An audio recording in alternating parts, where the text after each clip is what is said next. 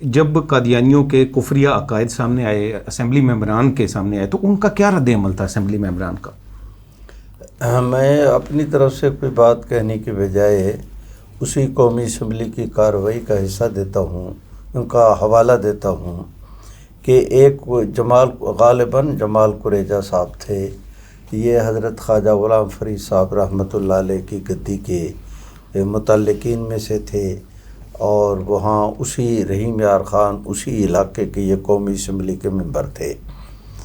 تو اسمبلی کی کارروائی کے دوران میں مولانا ظفر احمد صاحب انصاری نے گفتگو کے دوران یہ کہہ دیا کہ مرزا غلام محمد صاحب نے فلاں کتاب کے اندر یہ لکھا ہے۔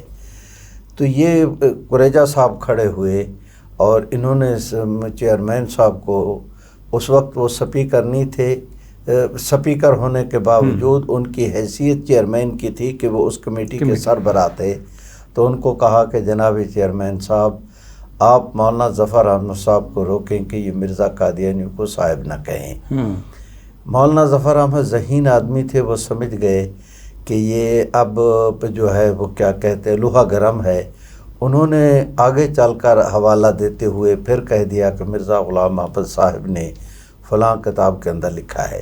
یہ پھر کھڑے ہوئے، انہوں نے کہا جی میں نے بحیثیت ممبر کے پہلے بھی ریکویسٹ کی ہے کہ مولانا ظفر احمد صاحب جو ہے وہ مرزا قادیانی کو صاحب نہ کہیں، ہم اسے پسند نہیں کرتے۔ تو اس نے چیئرمین صاحب نے کہا کہ قریجہ صاحب آپ یہ بات کل جب آپ کی باری آئے اس وقت کہیں، اس وقت ان کو بولنے دیں، آپ ان کی گفتگو میں مداخلت نہ کریں۔ تو قریجہ صاحب نے کہا کہ میری درخواست ہے کہ یہ مرزا غلام محمد کو صاحب نہ کہیں۔ انہوں نے کہا کہ یہ بات بھی آپ کل کہیں، کل اپنی باری آنے پر۔ تو قریجہ صاحب نے کہا کہ کل کیا ہوتا ہے یہ میں ابھی عرض کر دیتا ہوں کہ مولانا ظفر احمد کے نزدیک مرزا غلام محمد قادیانی وہ صاحب ہوگا، میرے نزدیک وہ حرام زادہ تھا۔ یہ قومی اسمبلی کے اندر کہا، ریکارڈ پر موجود ہے، اسمبلی کی وہ جو کارروائی چھپ چکی ہے یہ اس کا باقاعدہ حصہ ہے۔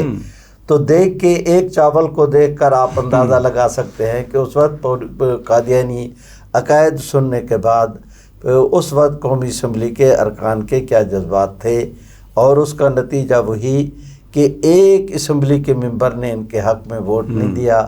ان سے تو آدمی ٹوٹے، اور اللہ کا فضل ہے کہ وہ ثابت قدم رہے اور ایسا فیصلہ دیا کہ جس پر رب کریم کی رحمت کے فرشتے بھی جھوم اٹھے۔